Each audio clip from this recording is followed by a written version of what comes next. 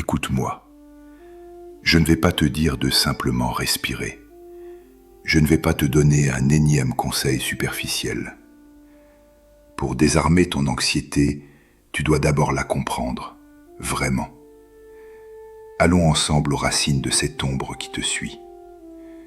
La première cause, la plus profonde, est un décalage abyssal entre ton moi réel et la vie que tu vis. Ton âme aspire à la créativité et toi, tu accomplis des tâches répétitives.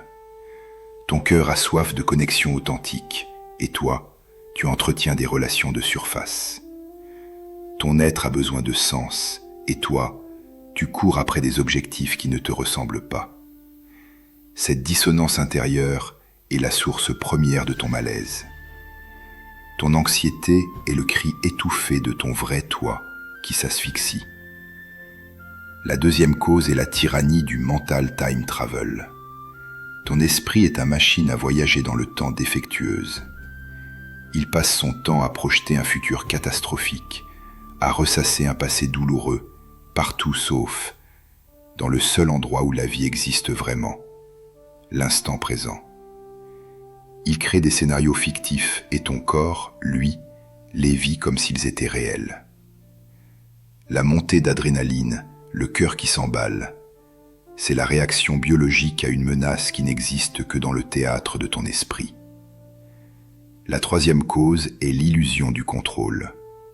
Tu t'épuises à vouloir contrôler l'incontrôlable, l'opinion des autres, le résultat de tes efforts, les aléas de la vie.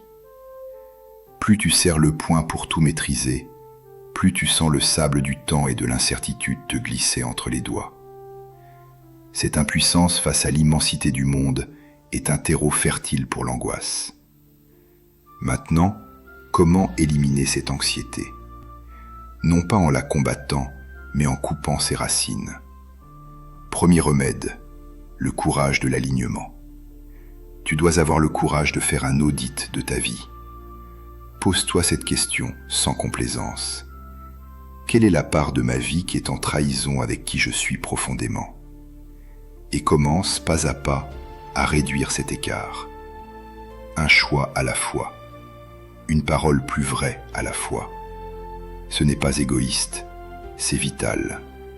C'est comme remettre un os fracturé en place. Douloureux sur le moment, mais nécessaire pour marcher droit à nouveau. Deuxième remède, le retour au corps, ton encre sacrée.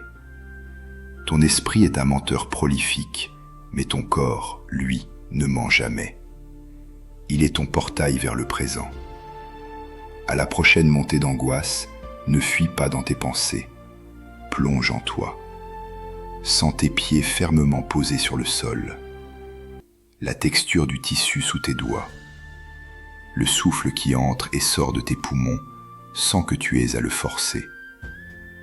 En t'ancrant dans les sensations physiques, tu arraches le carburant de l'anxiété, la projection mentale. Troisième remède, le lâcher-prise stratégique. Identifie clairement ce qui dépend de toi et ce qui n'en dépend pas.